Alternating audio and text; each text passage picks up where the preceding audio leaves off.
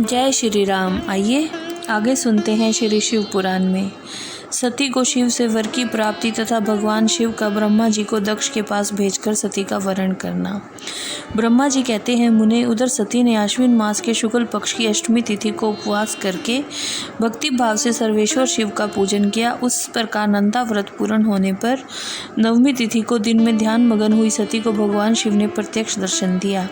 उनका श्री विग्रह सर्वांग सुंदर और गौर वर्ण का था। उनके 5 मुख थे, प्रत्येक मुख में 3-3 नेत्र थे। बाल देश में चंद्रमा शोभा दे रहा था। उनका चित्त प्रसन्न था और कंठ में नील चिन्ह दृष्टि गोचर होता था। उनकी 4 भुजाएं थी। उन्होंने हाथों में त्रिशूल, ब्रह्म कपाल, वर और अभय धारण कर रखे थे। भस्म में अंगराज से उनका सारा शरीर उद्भासित हो रहा था। गंगा जी उनके मस्तक की शोभा बढ़ा रही थी। उनके सभी अंग बड़े मनोहर थे। वे महान लावण्य के जान पड़ते थे।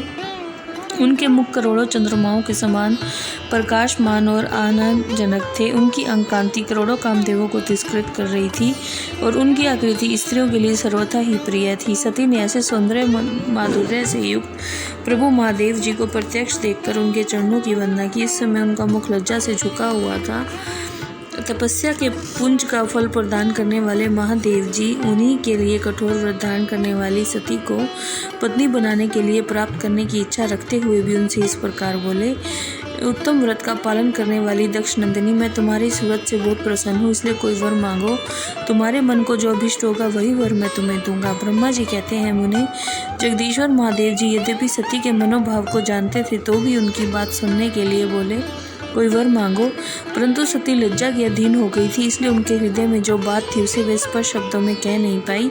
उनका जो अभिष्ट मनोरथ था वह लज्जा से आच्छादित हो गया। प्राण वल्लभ शिव का प्रिय वचन सुनकर सती अत्यंत प्रेम में मगन हो गई। इस बात को जानकर भक्त वत्सल भगवान शंकर बड़े प्रसन्न हुए और शीघ्रतापूर्वक बारंबार कहने लगे, वर मांगो, वर मांगो। सत्पुरुषों के आश्रयभूत अंतर्यामी शंभु सती की भक्ति के वशीभूत हो गए थे।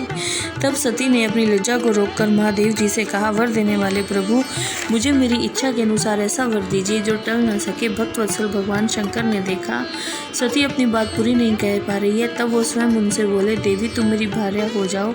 अपने अभीष्ट फल को प्रकट करने वाले उनके इस वचन को सुनकर अनमगन हुई सती चुपचाप खड़ी रह गई, क्योंकि वे मनोवांछित वर पा चुकी थी। फिर दक्ष कन्या प्रसन्न हो दोनों हाथ जोड़कर मस्तक झुका भक्त वत्सल शिव से बारंबार कहने लगी। सती बोली, देवादि देव महादेव प्रभु जगतपते, आप मेरे पिता को कहकर वैवाहिक विधि से मेरा पति ग्रहण करें। जय श्री राम।